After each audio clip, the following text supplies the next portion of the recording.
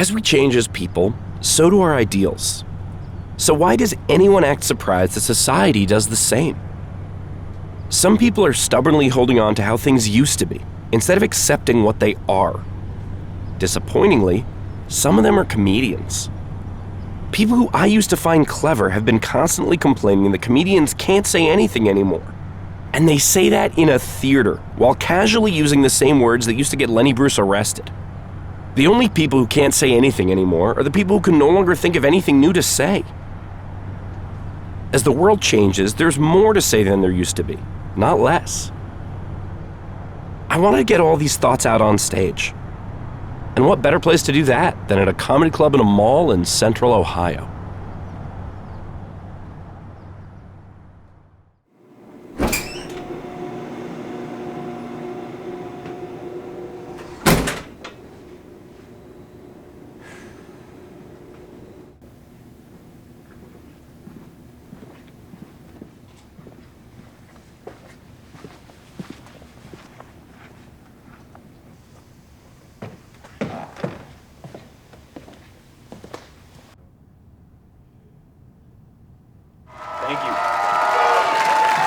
Thank you. Thank you. I wanted to start with a quote that's been sticking with me. I read a quote from an author named Brandon Sanderson, and he said, "Sometimes a hypocrite is nothing more than a man in the process of changing." Now that's a smart quote, and it stuck with me because I'm a very different person than I was when I was a kid. When I was 15, I was sexist, which is ridiculous. The idea that a 15-year-old boy would think that he was better than anything. Have you met 15-year-old boys? They're the worst group of people we have. They are. Yeah, they've done studies. It's 15-year-old boys, then people who earnestly applaud when a plane lands, and then 16-year-old boys. That's the order. I was sexist because I didn't know how to talk to girls, and I blamed them for that. That is what a lot of prejudice is. It's not accepting responsibility for your own flaws, putting them off onto another group of people. And I shouldn't have been talking to girls at 15. I was a deeply unpopular boy. If I'd run for office unopposed, I'd have lost in a landslide. Me asking a girl out at 15, it's like a fish trying to jump into a boat. Because even if you make it, what then? There's no plan. You're not safe here. Get out of there. This isn't for you. You're just flailing around. You can't breathe. You know, she'll tell everyone. So I just tried to make friends. I told a joke to this older boy trying to impress him, but it was a sexist joke. It was pretty awful. It's one of the worst things I've ever said. It's embarrassing that I ever had these thoughts, let alone repeated them. I'll tell it to you. Well, because I'm not hiding from who I used to be. I said, how many feminists does it take to change a light bulb? And remember, I was a deeply unpopular 15-year-old boy. And I had the nerve, the unmitigated gall, to say 2. 1 to change it, and 1 to suck my dick. That's a joke based on a false premise. If I told that joke honestly, it would have been, how many feminists does it take to change a light bulb? 2, 1 to change it, and 1 to let me know it'd be quite some time before that ever happened. Now, when I told the joke, a girl overheard it and got upset, and that's to be expected. But so did the guy. He had already begun to change, and I hadn't.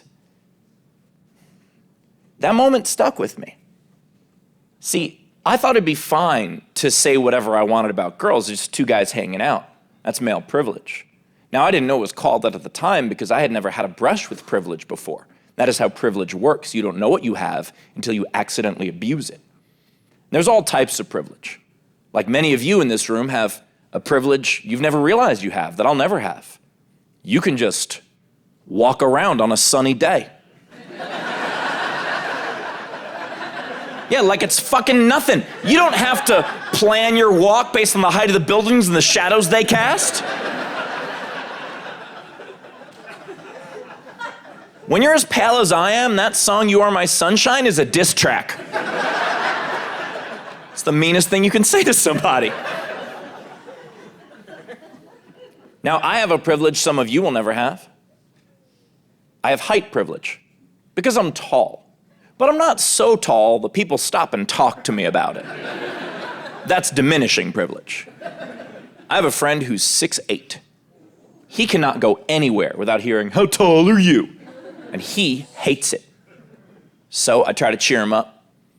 We were hanging out, some guy comes over, "How tall are you?" Before my friend could say anything, I step in. I say, "Oh, he's 6'5". Guy says, "He's not 6'5", I'm 6'1". I said, "Dude, you are not 6'1". Have fun with it, you know? I learned I had height privilege while I was boarding a plane because the person in front of me was struggling to get her bag in the overhead bin. And I'm getting annoyed because I just want to get to my seat. I'm standing behind her like, how long is it going to take to put a bag in the overhead bin? Just pick up your bag and put it in the overhead bin. How difficult can it be to put one bag in the overhead bin? And then I realized, oh, for me, that's not an overhead bin. That's just a fucking bin. I was basically standing behind this woman going, "Grow!" I was being unreasonable. So I apologized. I said, "I'm so sorry, let me help you out." I picked up the bag, put it in the bin.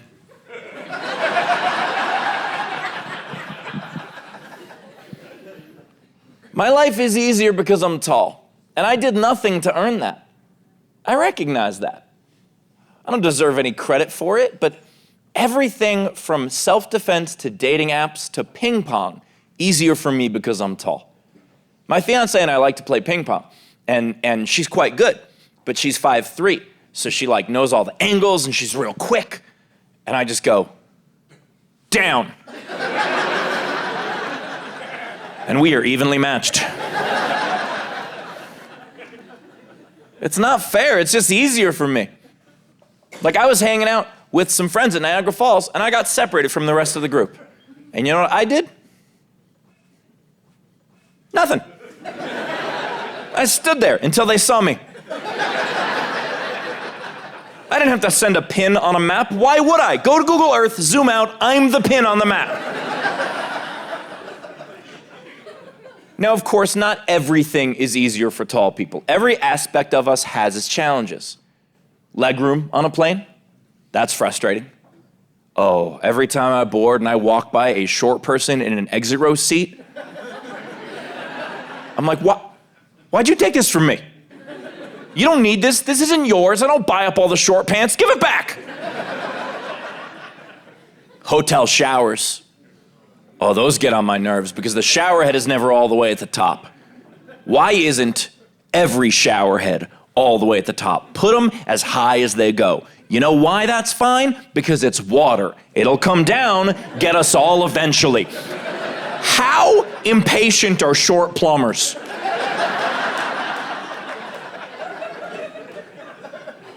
Just standing there in their shower at home going, come on, I don't have all day. I spent all my time putting my bag in the overhead bin. And then, of course, grocery shopping. That's tougher for tall people. Yeah. Takes us twice as long because we got to get shit off the top shelf for you fuckers. Oh, at a Costco, I'm a goddamn hero. With limited power comes limited responsibility. I read that on a box of Uncle Ben's.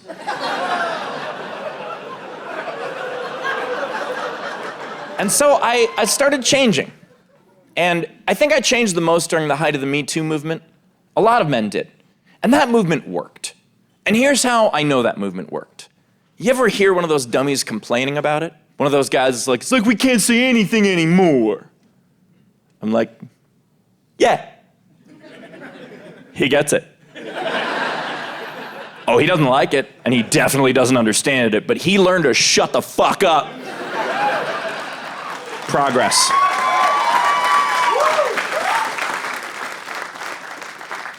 saw something similar happen. I was living in New York City at the time that they banned cigarette smoking indoors. They were the first major metro to do that. And a lot of people were upset. They would be outside, like, it's like we can't smoke anywhere anymore. And I was like, yeah. He gets it. Also, you can still smoke outside. That is almost everywhere. The reason that New York City banned cigarette smoking indoors, and a lot of other areas followed suit, is because it's not just a health issue, it's a consent issue. When you're standing next to someone who's smoking outside, if you don't want to breathe the smoke in, you walk away and the smoke dissipates rather quickly. But that doesn't happen indoors. No, indoors, if you smoke inside, you are forcing someone near you to smoke against their will. You don't have their consent, so you have to go outside. My point is, if you want to come inside, you need consent. Yeah.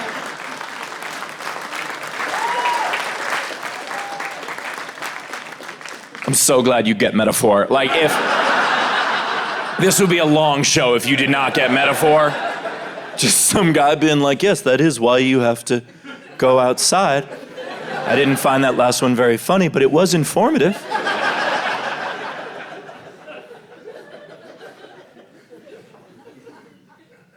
A lot of men changed during the Me Too movement because it was the first time that many of us realized the women in our lives have to be afraid of sexual assault on a daily basis.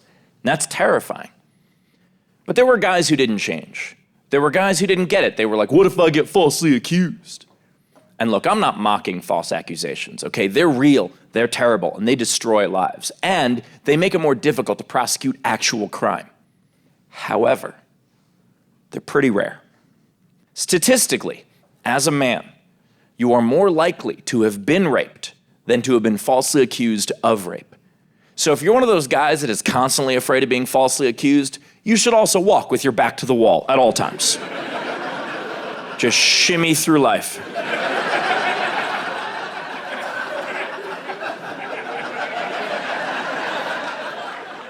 I'm just saying, put your money where your asshole is. And if you're feeling attacked by this bit, I want you to know, it's about you.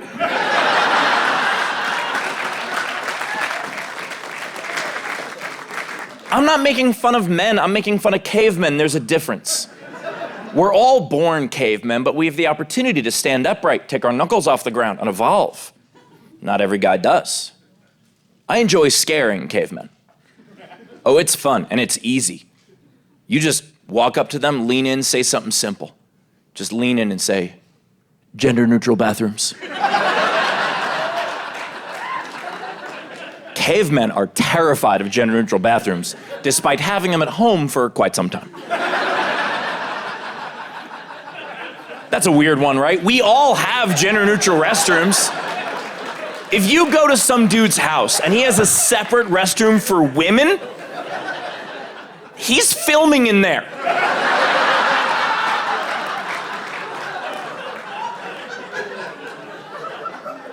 Real men support gender-neutral restrooms, partially because we are compassionate to our fellow human being, and partially because we see an opportunity to no longer have to use a men's room. Have you been? It's the worst room. Of all the rooms, the men's room is the worst room. There's just a trough on the wall. We're supposed to be okay with that? Like, oh, guess I'm a horse today. Like, no, it's not humane. They haven't updated a men's room since the day they brought them indoors. That was the last time they gave us anything new, and it was a ceiling. And I know some of them are gross, but some women's rooms are so nice. Some of them have music and couches. Couches?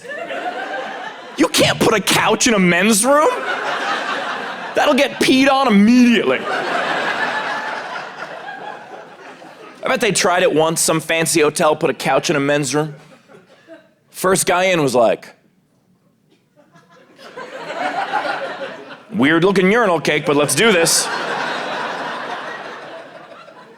And the stalls never go all the way up. Why don't the stalls ever go all the way up? I'm 6'4", and stalls aren't. My eyes are here, stall ends here. Every time I walk into a men's room, I look like the neighbor from Home Improvement. Like, why? Heidi-ho, neighbor, what you working on? Like, it's not okay. I have to apologize just to use a men's room. I have to walk in and be like, yeah, man, no, come on, no, hey, look, I didn't want to see this either, all right? But they didn't finish building the stall. Why didn't they finish building the stall? They should finish, build the stall, build the stall, build the, that's right, we're gonna get the women's room to pay for it. They can afford it, they got couch money. And residual income from those tampon machines.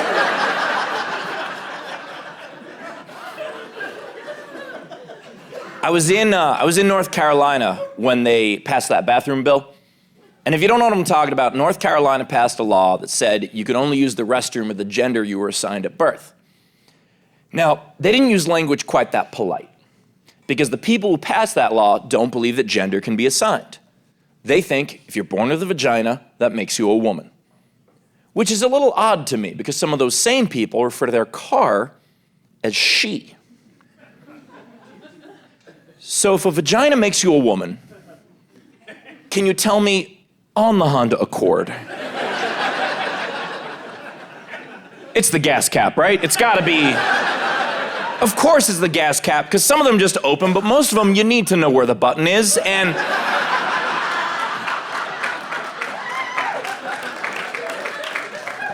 I hope no men just found out that there's a button. I hope. I didn't know there was a button. I just tried to open it, it didn't work. I pulled, that didn't do anything. So I tried to pry it open with the nozzle, that never worked. So I went around back, thought maybe the tailpipe, but that didn't work either. And I told you metaphor is important.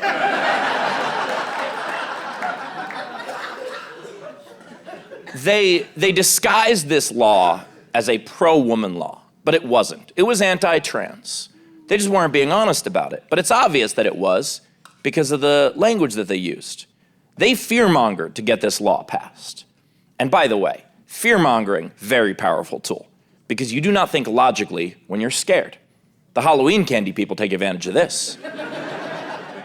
You know what I'm talking about? The people who are like, what if there's drugs in the Halloween candy? We gotta check every piece of Halloween candy in case there's drugs. We need to check every piece of, just say you want your kids Halloween candy and fuck off, okay? You don't need to lie about it. There's no drugs in the Halloween candy. You know how I know? Drugs are better and more expensive than candy. And we're not just giving them away. You don't go to a burger place and order, be like, well, look, I said no tomatoes and you gave me a MacBook Pro. Like, that's not happening.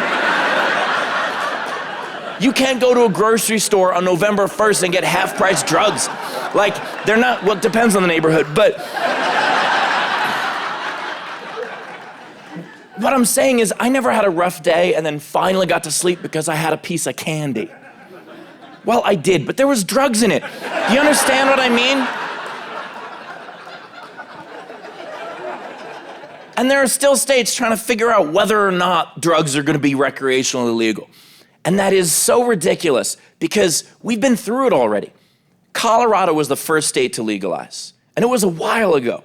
And when they did, I understand at the time people were nervous. They were watching Colorado being like, what's gonna happen? What's gonna happen in Colorado? And as it turns out, Colorado's violent crime went way down, and Colorado's economy went way up. And then Ohio saw that and was like, oh no, what if that happens here? Really dodged a bullet there, which is what you have to do to live in Ohio, but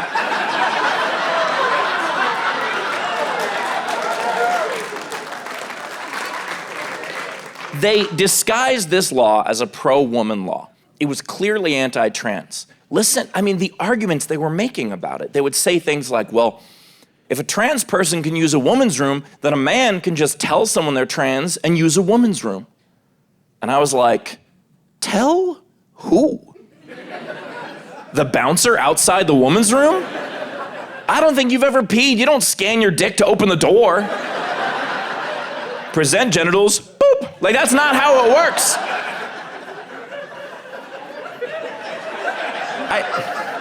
I feel some of you pulling back, and that's okay. Jokes in favor of trans rights can be divisive, even among a progressive crowd. It's not an issue everybody agrees on. But you know what? I've made my point. I'm not going to push too hard. This is for TV anyway. I can switch gears whenever I want. We'll fix it in post. It's fine. Oh, I'll tell you this story. You might like this one. I never had a cup of coffee until a few years ago. And a lot of people think that that's weird, but it's because I tasted it when I was younger, and I was like, I don't need this in my life. I don't like this. Now, a few years ago, I was hanging out with a friend, and he said, you look exhausted. Can I get you a cup of coffee? I said, I don't like the taste. He said, have you ever tried a flavored latte? I said, I know what those words just meant. And he got me one. And let me tell you this, Columbus, that's the best fucking thing I've ever had. Holy shit, it's so good. Flavored lattes are so good. They're so good. They're an alarm clock that tastes like a milkshake. How's that possible? I wish I knew about this earlier, but I got super into flavored lattes, so much so that 3 weeks later, I had a latte machine at home. And that is how I know I can never try cocaine. Oh yeah, 2 months in, I'd be Pablo Escobar, and that's not the life I want. I don't even know how to take care of a hippo. Now, because I got into lattes, I found out about the existence of a subset of human I'd never heard of before, the coffee snob. Yeah, and I don't mean someone who has a different taste in coffee than I do. It's fine, if you like black coffee and you don't mind that I enjoy a good marshmallow cheesecake latte, we can hang out. It's fine. Enjoy yourself. Drink the earth. Have a good time. Be like, dirt. Whatever makes you happy. Yeah, they call it grounds. I mean a coffee snob, the type of person who takes someone else's choices in coffee personally, like it's a reflection on them, like it's an insult that you don't enjoy what they enjoy. Like I went into this coffee shop and I was like, hey, can I get one of those lattes? And the guy goes, yeah, if you don't like coffee. I said, I don't. Give me the marshmallow cheesecake. What's your problem? I can't stand coffee snobs. They are the worst. They are the 15-year-old boy of adults. They're immature. They are selfish. I would rather speak to any other type of person than a coffee snob. If I had a choice between speaking with a coffee snob and speaking with a vegan crossfitting politician televangelist who was trying to sell me a timeshare, I would be like, oh, how much is the timeshare? And now that I've told you that story, back to trans rights. You see,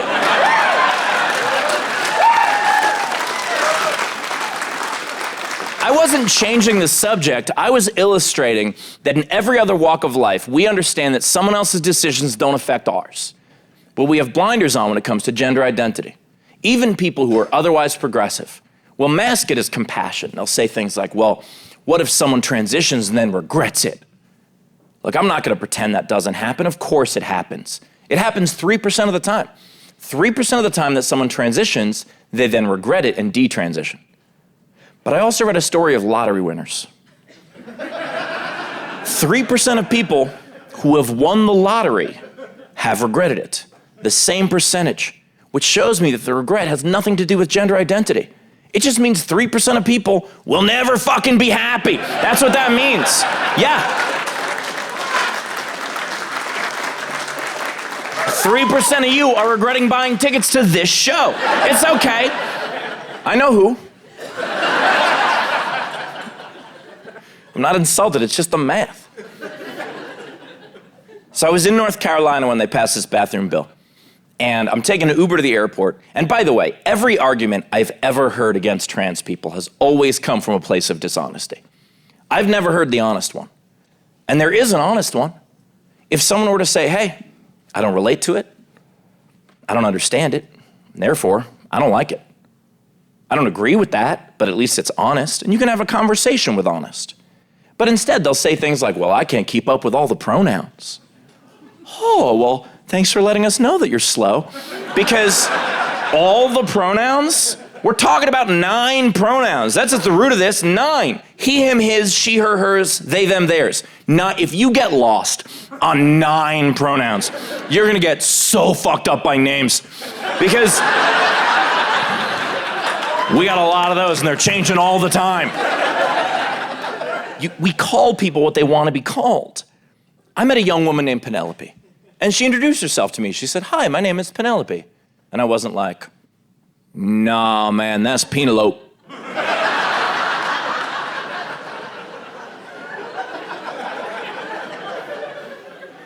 I do want to make the point that we need to go easier on people who accidentally use the wrong pronoun. If someone's trying, that's what we want, right? We want people to try. Give them time. Like, we've all been misgendered at some point. I was misgendered a lot as a kid because I had the phone voice of an adult lady. I didn't ask for that. Just the hand I was dealt. People would call my house, I would answer the phone, I would say hello, and they would ask to speak to my husband. And I would say, "I'm 11. Then they would no longer want to speak to my husband because that guy's a monster.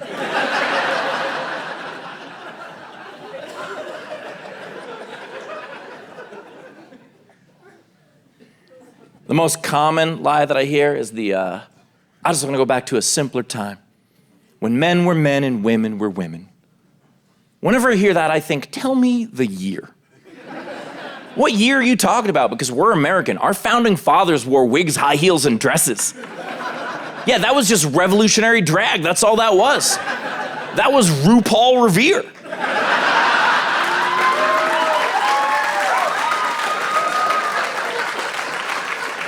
I just want to go back to a simpler time. Well, then go back further, when men were monkeys and women were monkeys. Like, no, obviously that guy doesn't believe in evolution, but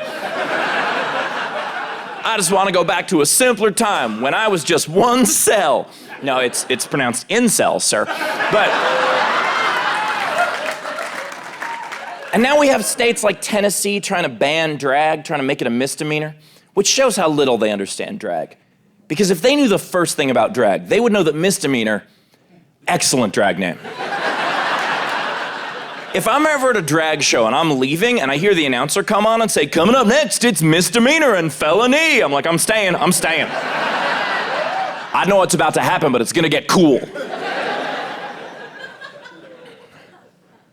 So I was in North Carolina when they passed this bill, and I'm taking an Uber to the airport, and my Uber driver is forcing me to listen to conservative talk radio because he didn't like to be tipped. And, well, come on, a progressive like me is not going to tip when forced to listen to conservative talk radio. And a conservative isn't going to tip. So I'm listening to the radio, and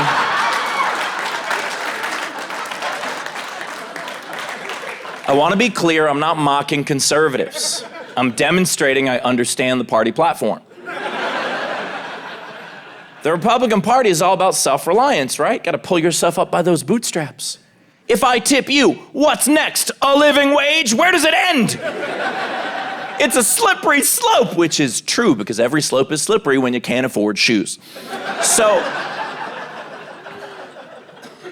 and if you're offended by that because you're conservative and you're a good tipper, that's fine. Just prove it tonight. So, I'm listening to the radio, and two sound bites stand out to me. One, because of how infantile and offensive it was. This guy said, "I just don't want one of them using the restroom next to me." And I thought, I don't want anyone using the restroom next to me.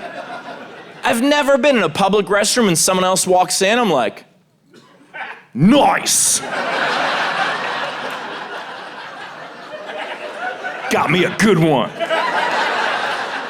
I knew if I just waited long enough, it's like the claw game, you gotta be patient. It's so weird to me that the same transphobic and homophobic people are so obsessed with what gender uses what restroom. They're just, I just want to take my dick out in front of other men like a straight guy would.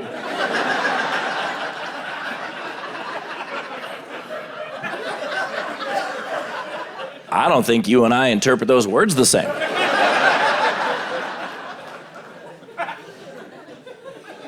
The second soundbite was even more ridiculous because it was said by an elected official, a state rep, a legislator.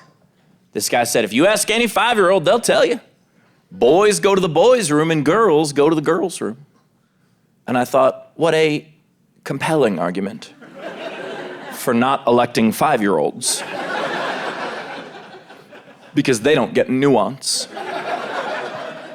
I don't agree with a 5-year-old on anything politically.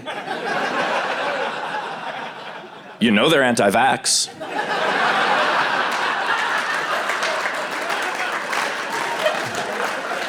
They're terrified. They're children. They think it has cooties. They're like, circle, circle, dot, dot. I won't get that Pfizer shot. That is also my impression of an adult anti-vaxxer. But the idea that boys go to the boys' room and girls go to the girls' room, bullshit. I've seen you drunk. Every one of us, even sober, we've all been there. You gotta go, and you're waiting in line, and it's okay at first, and it's okay for a while, and it starts to be not so okay anymore, and you realize you're running out of time, and you look over and see a door with no line, and you have a decision to make, and you turn and say, cover me. Sometimes you don't know anyone there, but you make a new friend. And people act like these issues are new. People act like trans people are new. Trans people aren't new. We just hadn't been paying attention. Trans people have been around for a very long time. Some native cultures revere trans people. They refer to them as two-spirit. But that's a difficult point to make, because most people who are anti-trans are also anti-native cultures. So, yeah, that's a Venn diagram made of a circle. It's actually the shape of a teardrop, but... Oh, I'm sorry, Columbus.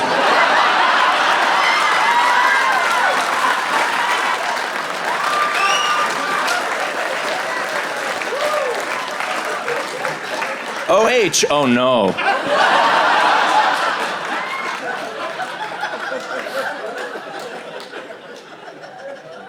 I was listening to this interview with Lauren Boebert, and agreed. If you do not know who that is, Lauren Boebert is a congresswoman from Colorado, and she is what happens when you order Sarah Palin on Wish. It's a weird time for Lauren Boebert, because she just divorced her sex offender husband. Now, for any other woman, that's a story of empowerment, but not for her, because he was a sex offender before she married him. In fact, she was one of the witnesses. Yeah, they were on a date at a bowling alley, and he took his dick out. And there were a bunch of other people there, and some girls were like, ha, and Lauren Boebert was like, ha. Yeah. And then the police arrived, and they were like, do you recognize this sex offender? And she said, I do. And there was some other stuff in between. It's a short show, I gotta cut corners, it's fine. Which is also her approach to education. So, I'm listening to this interview with Lauren Boebert, or as I have nicknamed her, A.K. Rowling. And she says trans people should not be allowed to get surgery until they're 25 years old. And she said that gay people shouldn't be allowed to come out until they're 21. And she defended this by saying, well, those are big decisions. You need to be old enough to be sure. And that part, I cannot argue with. Because coming out or getting surgery, those are big decisions, and you do need to be old enough to be sure. But my question to her is, how old were you when you were sure? Because I was 11. I was 11 years old when I figured out that I like girls, and believe me, I didn't ask for that shit. Why would I? I was happy. I was a happy kid just playing with my friends, minding my own business, then Katrina walked by and I was like, fuck!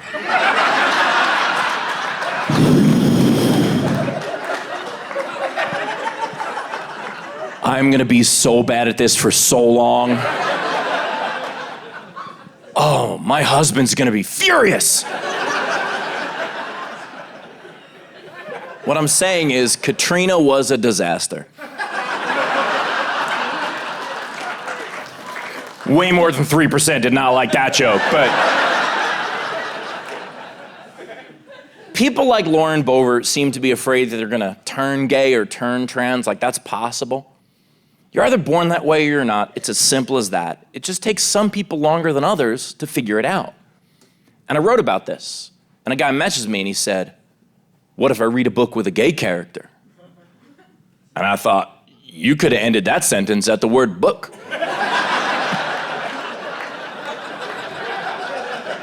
That's the word doing all the heavy lifting. Why do you need the others?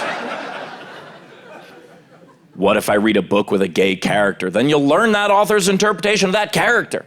You don't transform into whatever you read. I read Little Women. I wasn't like, oh no.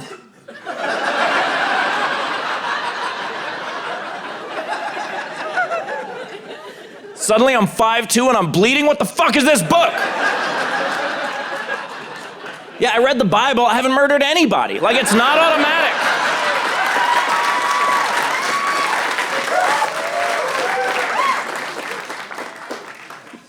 I said the only reason you'd be worried about something like that is if you're not secure in who you are, if you don't know your own identity. And if that's the case, that's okay. But it's a problem for you to figure out and not to put on anybody else. And he said, well, it's not that. It's just I got a boy in high school.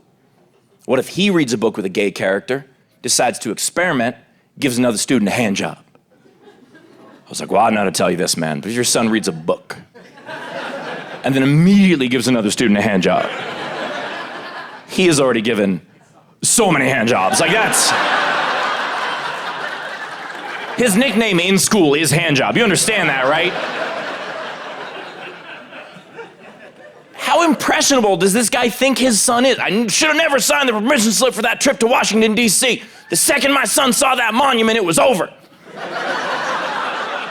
There's no book that makes someone want to give someone else a hand job. If there were, many of us would have purchased it as a gift at some point.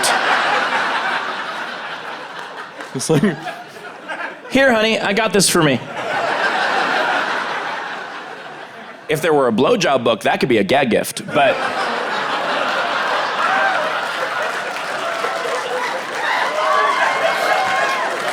That's the one I got 100% on? Okay, fine. This guy kept arguing. He said, what if a little kid reads a book with a gay character and starts asking questions about sex? I said, well, then you talk to your child about sex. And if they're too young to talk about sex, that's okay, but that means they're also too young to ask those questions. Like, I used to teach for a bit. I taught nursery school for a little, and I read a lot of books to a lot of kids. There wasn't a single point in any of that when any of those kids was like, them two fucking? Like, that never happened. Because that's not what Hop on Pop is about, man. Excuse me, how curious is George? I'd like to know. What's that hungry caterpillar hungry for, anyway? Gather round, kids. I'm gonna read you the Give It To Me tree. Like, it's not happening.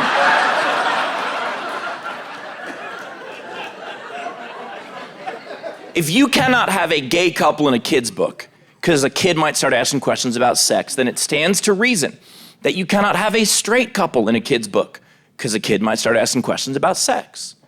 You can't have a person in a kid's book, because they're gonna masturbate someday. You can't have an animal. They are way worse than we are. From now on, kids' books, no people, no animals, just inanimate objects. That's all we're left with. Just gonna be a picture of a train. That's the whole book. Just a picture of it. Not that kind of train. Just a picture of a railroad car. Not the caboose, but from the middle. Uncoupled. And not the transcontinental railroad. That's another series of questions, so.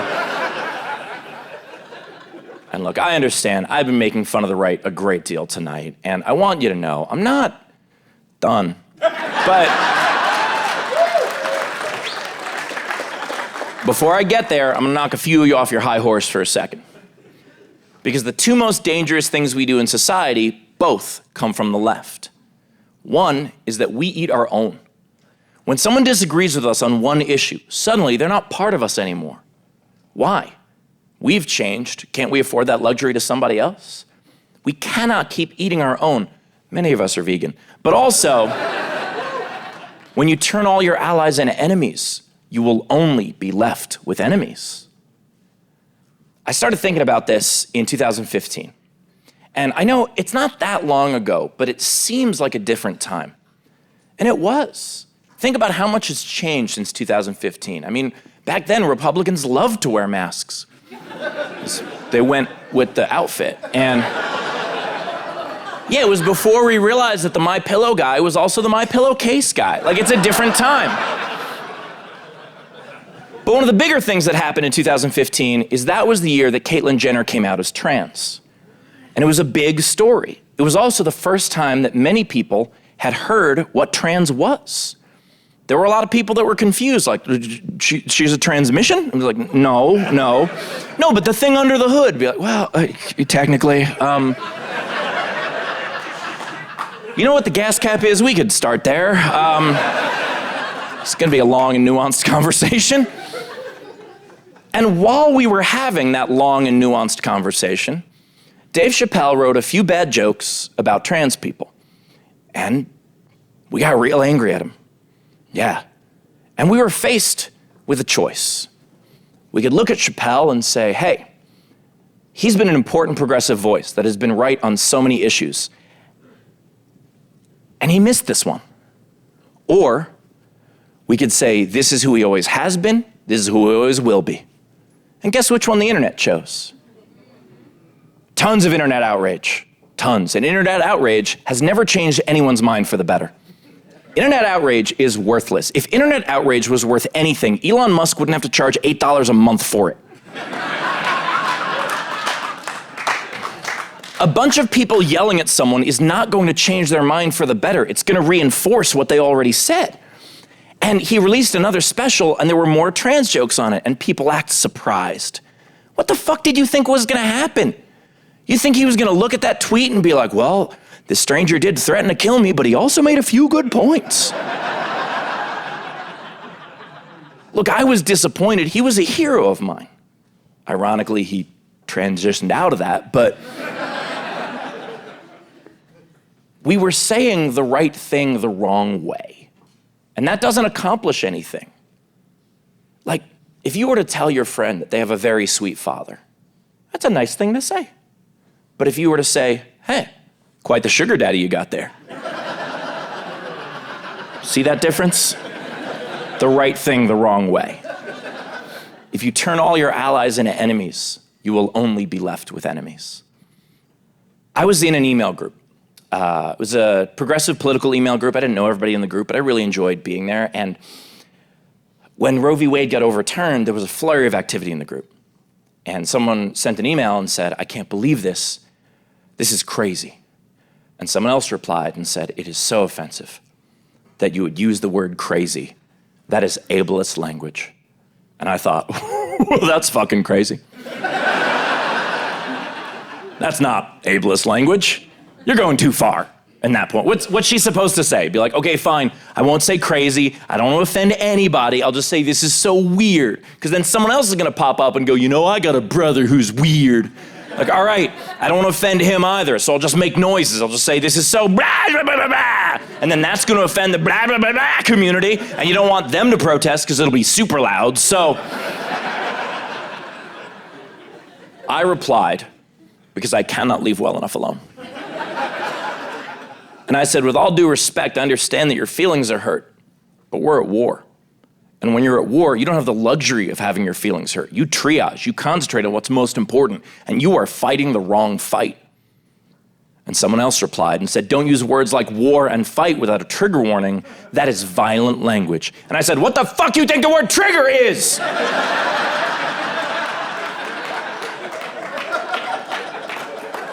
So I'm not in the email group anymore. And that brings me to the next thing that we do on the left. We cry wolf.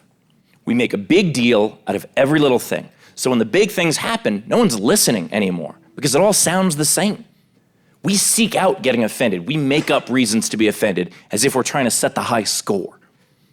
Someone messaged me and asked me if, as a Jewish person, do I get offended when people casually use the word kosher in conversation? And I said, nah, that's kosher. Why would that offend me? She said, well, because it's cultural appropriation. I said, no, it isn't. She said, sure it is. Anytime you use another culture's words, that is cultural appropriation. I said, well, you're going to hate to find out that the word culture is French. Yeah. Oui. And the word appropriation, that's Latin.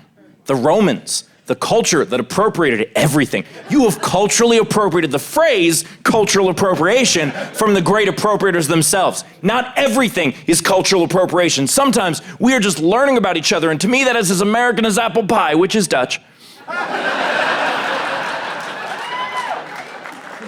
All right, that last one might be appropriation, but you don't have to look far to be offended. If you want to be offended, pick something real. There's plenty out there. I'm offended that we've never had a woman president. And the reason I'm offended is because of why. We've never had a woman president because there are people who will not vote for a candidate just because they're a woman. I saw this firsthand in 2020 because I tweeted I supported Elizabeth Warren in the primary. And yeah, that's about how many people voted for her. And we could have had something. But I tweeted I supported Elizabeth Warren in the primary. And this guy replied and said, oh, what if she gets elected and gets her period? First of all, if Elizabeth Warren gets her period,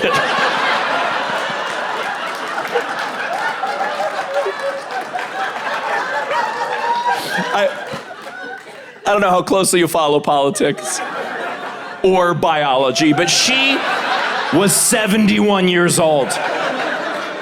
There's a term for that, and it's medical miracle. What if Elizabeth Warren gets her period? Well, I'd still vote for her because that's magic. I'm gonna follow her anywhere. Also, it means 6 more weeks of winter. It's a whole thing, but the premise of this guy's sexist joke was that if a woman were to be elected president and were to get her period, that could cause her to do something unhinged, dangerous, unpredictable, like start a war. Well, if someone started a war because they were on their period, that would be the best reason anyone's ever started a war. It's not a good one, but it's better than the others. Honduras once bombed El Salvador because they lost a football game. That's real. You know, Ohio once went to war with the state of Michigan over the city of Toledo, Ohio?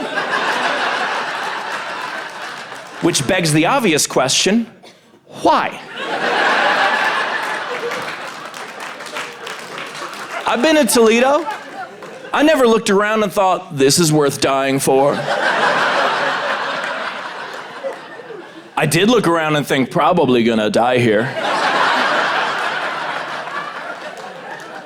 Multiple times in history, men have waged war because a woman in the next kingdom wouldn't have sex with them.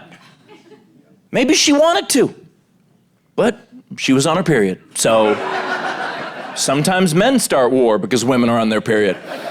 And I understand. I've been saying the word period a great deal in this bit. And if that makes you feel uncomfortable, that's cool. I hope you enjoy living alone. Canada had a woman prime minister, but only once. And they haven't had one since, and it was just for like 100 days. But that makes sense. It's Canada. Yeah, they're big hockey fans.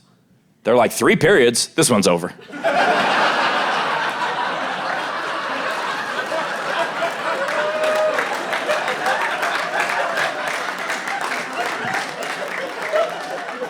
The most common symptoms of a period, and by the way, men, this is what it feels like to be mansplained to, but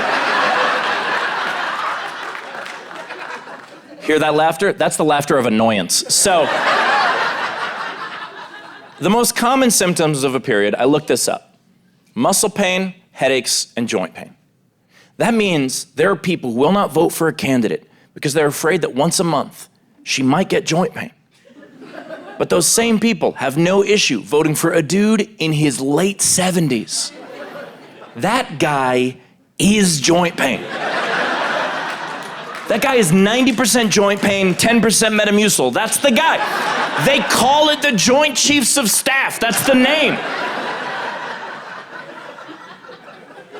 I'm a healthy man in my early 40s, and I sigh when I stand up. Every time I get off a couch, I'm like, hope that ain't the last one. 2 weeks ago, I hurt my back sleeping. in a bed by myself. I wasn't curled up on a couch in some weird position. No, I was in a bed, a king bed, the biggest one, alone, sprawled out, comfortable. I went to bed, I was fine. I woke up, I was not fine.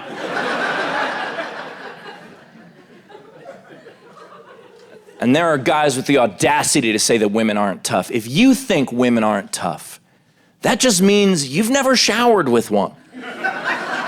Because if you had, you would know that they set the thermostat to the Earth's core. Yeah. You think a woman isn't tough? She'll burn her skin off just to clean it. And to feel something.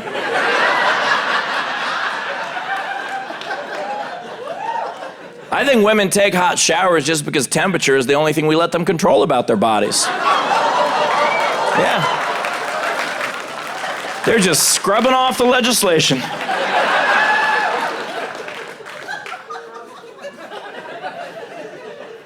You think women aren't tough? There are women who have given birth at work and kept working. I couldn't keep working if a woman near me gave birth at work. Like, yeah, boss, I need a couple of months, Yeah, longer than you get for maternity, that is correct. There are women who experience their daily lives all the time during their period, and the rest of us never even know. Yeah, some of them are here tonight. They walk amongst you. Yeah, they're like air marshals. You never know when you're sitting next to one.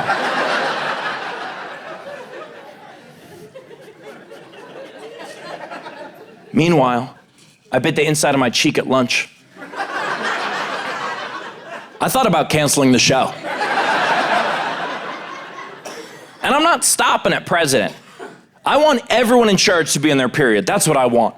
Because then maybe, just maybe, Congress will finally be in sync.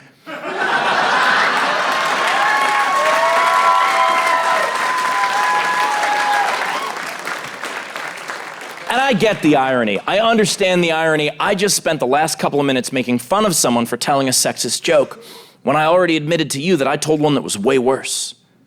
And maybe that makes me a hypocrite. Or maybe makes me a man in the process of changing. See, a lot of us make a mistake and think that we're supposed to strive to be perfect, and that's not true. We're supposed to strive to be better. If I told that joke today, it would go very differently. It would be, how many feminists does it take to change a light bulb? One. As it turns out, he's pretty tall. Be like, here, let me help you with that.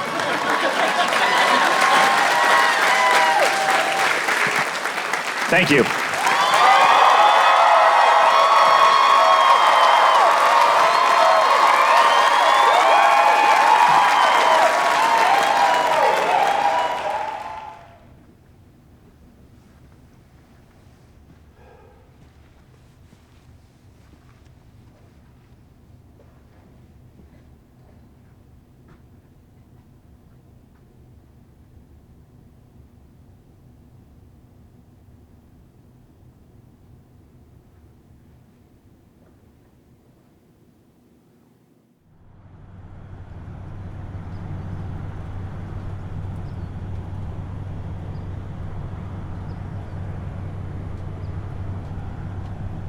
You're listening to WANX 98.6, the home of your inner monologue. Coming up after the break, we have Kill the Butterflies. But first, here's a non-stop run of conflicting thoughts. Brought to you by our sponsors: insecurity, overconfidence, people-pleasing, and the stubborn need to be right all the goddamn time.